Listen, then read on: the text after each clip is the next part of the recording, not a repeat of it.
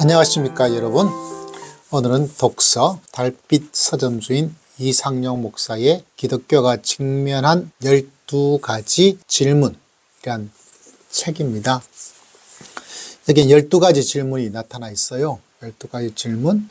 그 중에 첫 번째는 우리는 종교 없이도 잘 살지 않는가 라는 주제를 다루고 있습니다.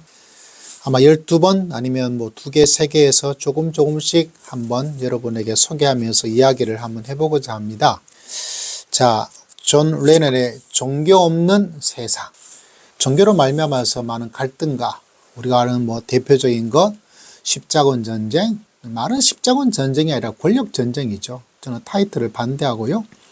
그와 동시에 뭐 과학의 발견에 대해서 천동성, 지동설 이런 이야기가 자주 나오고 있죠. 그러나 그쪽은 종교와 과학의 대결이라기보다는 그 당시에 종교는 모든 과학을 포함하고 있는, 종교가 지금같이 나누어져 있는 세상이 아니기 때문에 실제적으로는 로마 교황청 나오고 있지만 그 큰 종교의 울타리 안에 과학이 들어가 있는 그런 세상이었습니다. 그렇기 때문에 종교와 과학의 천동설, 지동설 대립은 그렇게 적절한 것이라고 저는 생각을 하지 않습니다. 자, 기독교가 직면한 12가지 측면에 종교 없는 세상, 종교로 말미암아 여러 가지 피해도 있는 것이 실제로는 사실이죠. 모든 것이 그렇지 않습니까? 종교만 그럴까요? 과학은 어떨까요? 경제는 어떨까요? 대학교는 어떨까요? 모든 것에 양면적 요소를 항상 가지고 있는 것이 세상의 모습이 아닐까라는 생각을 합니다.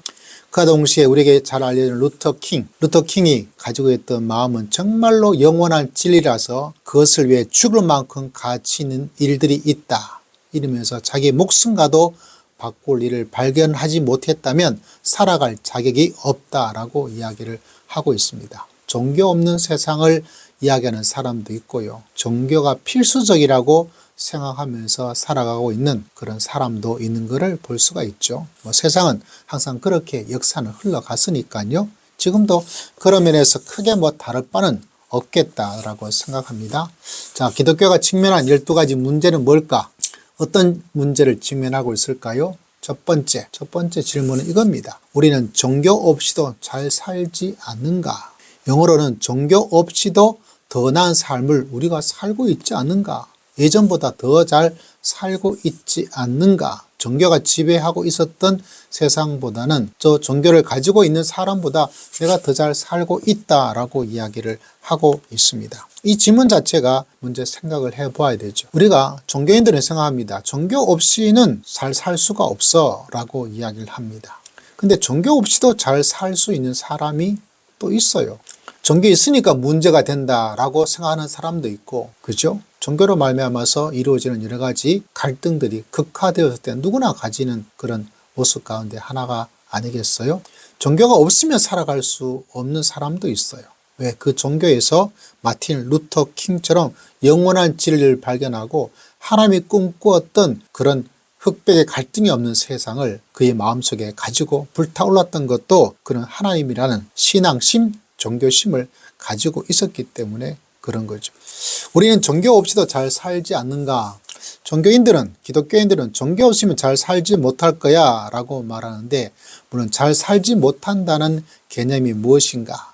이 책에서는 우리 인생의 천국과 지옥은 빼놓고요. 우리 이 땅에서 현대 심리학에서 말하고 있는 행복이라는 그 모습에서 기독교가 많은 도움을, 유익을 주고 있다라고 이야기를 하고 있습니다. 이 말은 조금 어폐가 있어요. 그렇다면 굳이 신앙, 종교, 성경이 아니더라도 현대 심리학을 통해서 유익을 얻고 살지 않는가. 그래서 실제로 많은 크리스찬들도 또 목회자도 현대 심리학의 어떤 이야기들을 많이 공감을 하고 있습니다. 다시 말하자면 굳이 성경이 아니더라도 잘 살 수 있는 길이 열려 있어요. 이 땅에서는. 그렇기 때문에 기독교가 말하고 있는 것처럼 우리가 잘 살 수 있지 않는가? 잘 살 수 있습니다. 그런 사람도 있어요. 그러나 또 반면에 이 신앙심이란 안에서만 잘 살 수 있는 사람도 있는 거죠. 나누어져 있는 거예요. 그래서 기독교가 직면하고 있는 이 무신론적 주장을 이야기하고 있는 세상에서 종교 없이도 잘 살 수 있다라고 이야기를 하고 있고, 실제로 알랭드 보통 유명한 사람이잖아요. 한국에도 잘 알려져 있고, 이 알랭드 보통은 종교적으로 좀 장점을 이용하고 종교를 우호적으로 보지만, 그러나 신앙심인가 그것 없이도 종교적 유익을 얻으면서 갈 수 있다. 다시 말하자면 하나님 없는 기독교, 하나님 없는 심리학적인 기독교로 전략을 시켜버리는 그런 면도 없지 않아 있습니다. 그 알랭드 보통의 책을 읽으면 좋은 점도 감동된 그런 모습도 있지만, 그러나 신앙인적 입장에서는 무신론이라고 봐야 되겠죠. 자, 그렇다면 이 저자는 뭐라고 이야기를 하고 있을까요? 종교 없이도 잘 살지 않는가? 이렇게 이야기하면서 그거 잘 살 수 없어 라는 이야기는 하지 않아요. 현대에서 잘 살고 있는 그런 모습이 기독교 안에 들어와 있다라고 이야기를 하고 있는 거죠. 종교 없이 잘 살 수 없어 이 말이 아니고요. 다시 말씀드리자면 잘 살 수 있는 그것이 어디에 되어 있다? 바로 종교 안에, 기독교 안에 있다라고 이야기를 해주고 있다는 사실입니다. 자, 들여다보면 7가지 유익이 있다. 첫 번째, 주는 것이 받는 것보다 복이 있다. 주는 사람, 봉사하는 사람들은 항상 행복이 안 하는 사람보다 더 높다는 것 여러분 알고 계시죠? 두 번째, 돈을 사랑하면 실망이 남는다. 자본주의 극대화되어 있는 세상 속에서 돈을 추구하는 세상이지만 기독교는 돈을 사랑하면 남는 것은 실망이다. 그리고 이제까지 경제가 소득이 많이 좋아졌음에도 불구하고 우리가 말하잖아요. 옛날에 행복했는데. 돈은 좀 필요하지만 어려운 말로 본질은 아니다. 그게 기독교 안에 있다. 세 번째, 소명일 경우에 일이 잘 풀린다. 직업에 대한 이야기를 하고 있습니다. 직업에서 소명의식을 가지고 있는 사람과 없는 사람은 차이가 나더라다. 직장에서 고속 승진하는 것이 아니라 직업에서 행복과 만족감을 줄 수가 있다. 그것을 이야기하고 있는 거죠. 그 다음에 네 번째인가요? 어떤 상황에서도 정말 행복할 수가 있다. 이게 가지고 있는 마법이죠. 어떤 상황에도, 사람은 상황에 따라 왔다리 갔다리 하는 게 사람이잖아요. 그런데 어떤 상황에서도 행복할 수 있는 길이 기독교에는 있다. 다섯 번째, 감사는 우리에게 이롭다. 감사에 대한 이야기는 일반적 심리학에도 많이 다루고 있죠. 감사의 효과, 감사의 힘은. 그런데 그 요소가 어디에 있다? 성경 안에, 신앙 안에 있다.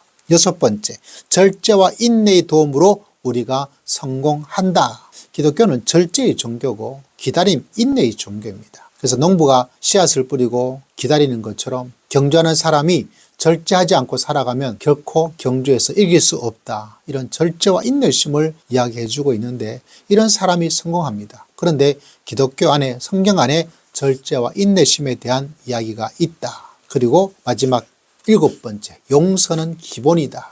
기독교는 용서의 종교죠. 용서에 대한 강조 많이 하고 있습니다. 이 말은 참 마음에 들었어요. 다른 것이 아니라 우리는 복수하고 통쾌하고 하는 것을 더 영화나 드라마에서 본 짜릿하고 더 선호하지만, 그러나 기독교는 용서를 이야기하고 있습니다. 자, 용서는 근본적으로 정의를 포기하는 것이 아니다. 그보다는 최종 심판이 하나님의 손에 달려 있음을 인정하는 것이다. 자칫하면 용서하고 살자 이러다 보니까 정의를 포기하는 것이라고 생각되는데, 정의를 이루는 방법이 좀 다르다는 거죠. 사람은 용서를 하고, 그리고 하나님이 정의로운 심판을 하고. 왜? 사람이 가지고 있는 정의로운 심판이, 재판이 얼마나 엉터리일 때도 있고 가짜도 있고 억울한 사람이 피해를 당할 때도 있고, 그러나 하나님에게 맡기는 것, 이거를 말을 해주고 있는 거죠. 이런 면에서 이런 여러 가지 장점이 바로 성경 안에 있다. 현대 심리학에서 좋은 점에 대한 이야기들이 조화롭게 기독교 안에서 잘 내포되고 있다라고 이야기하고 있습니다. 그럼에도 불구하고 본인이 느꼈을까요?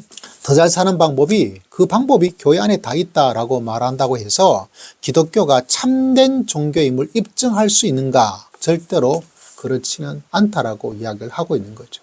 더 잘 사는 방법이, 일반 사람들이 이렇게 더 잘 사는 방법을 설명하고 있는 그 방법의 모든 것들이, 많은 부분들이 교회의 성경에 들어가 있다는 것을, 그건 말을 할 수 있지만, 그럼에도 불구하고 기독교가 참됨을 입증하는가, 기독교가 유일하다고 이야기를 할 수 있는가, 절대로 그렇지 않다라고 1장을 이야기를 해주고 있습니다. 물론 그 다음에 12가지 질문이니까 아직 11질문이 남겨져 있으니까 그 남겨짐에 대한 이야기를 통해서 어떻게 이 문제를 해결해 나갈 것인가. 한 가지는 이렇게 볼 수 있는 거죠.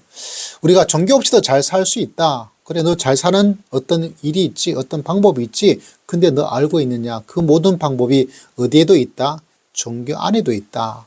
종교 없이 살아가는 잘 삶도 있을 수 있지만 종교 있음으로 말미암아 잘 사는 방법이 있으니까 종교를 아니다. 종교를 없애야 돼. 종교 말대 안 돼. 이렇게 이야기하고 그렇게 비판하고 그렇게 마음속에 결정을 짓지는 말아라. 이렇게 이야기를 하고 있는 것을 바라보게 됩니다. 여기 하나 좀 재미있던 이야기 가운데 하나가 약에 대한 이야기를 살짝 해주고 있어요. 약에 대한 이야기. 약에 대한 이야기가 어디에 나오고 있냐면 24페이지 이런 말하고 있습니다. 어떤 사람이 약은 사람들에게 해롭습니다 라고 말할 수 있다는 거죠. 왜? 코카인 그거 해로워. 약이 해롭다. 이렇게 하나의 부분적인 일들을 전체로 매도하지를 말라는 거죠. 종교 갈등을 일으켜 종교 별 필요 없는 부분이 있어. 그러니까 종교는 해로워. 종교는 이롭지 않아. 종교로는 잘 살 수 있는 것 아니야 라고 말하지는 말라는 거죠. 좀 변증법적이죠. 그렇지만 좀 중요하다고 저는 생각을 합니다. 일부분의 나쁜 점들 그 때문에 저거 약 해로워. 코카인 봐. 야 종교 해로워. 가서는 안 돼. 이렇게 말하지 말아야 될 것이다. 이렇게 설득을 한번 해보는 것이 어떻겠는가. 근데 사람들이 참 희한해요. 대학교가 문제 있습니다. 그런다고 대학교 안 가나요? 교수들이 문제 있습니다. 그렇다고 교수를 있는 대학교를 안 가나요? 병원에 비리가 있습니다. 그렇다고 해서 병원을 안 가나요? 그런데 이상하게도 종교에 교회에 문제가 있다면 교회를 끊어버립니다. 희한하죠. 이게 참 보면서 안타깝더라고요. 다른 모든 분야는 문제가 있더라도 가요. 그죠? 학교가 문제 있어도 학교 들어가려고 그러고요. 검찰이 문제 있더라도 재판부가 문제 있더라도 가려고 하고요. 경찰이 문제 있더라도 경찰에 의지하려고 그러고요. 그런데 이상하게도 교회에 문제가 있다 그러면 사람들이 끊어버리려는 그거 참 아이러니해요. 그래서 참 신비해요. 신앙이란 것이 자기의 어떤 것으로 이룰 수가 없는 것이구나. 그런 마음의 생각을 가지게 됩니다. 자, 오늘은 기독교가 직면한 12가지 질문. 종교 없이도 잘 살 수 있다. 그래, 잘 살 수 있어. 인정합시다. 그리고 그 잘 사는 거 교회에도 다 있고 성경에서 이미 잘 이야기해 주고 있는데 너 그것 알고 있는가? 종교 없이 종교 해롭다 라고 말하지 말아라. 왜냐하면 종교 안에 가져온 이런 좋은 점도 있는데 한 가지만을 바라보고 그것을 배척하지는 말아라. 이렇게 결론을 내리고 있습니다. 자, 다음 기회에 또 2장을 이야기하면서 함께 기독교가 직면한 문제를 어떻게 이야기하고 어떻게 설득해 나갈지를 한번 알아가 보도록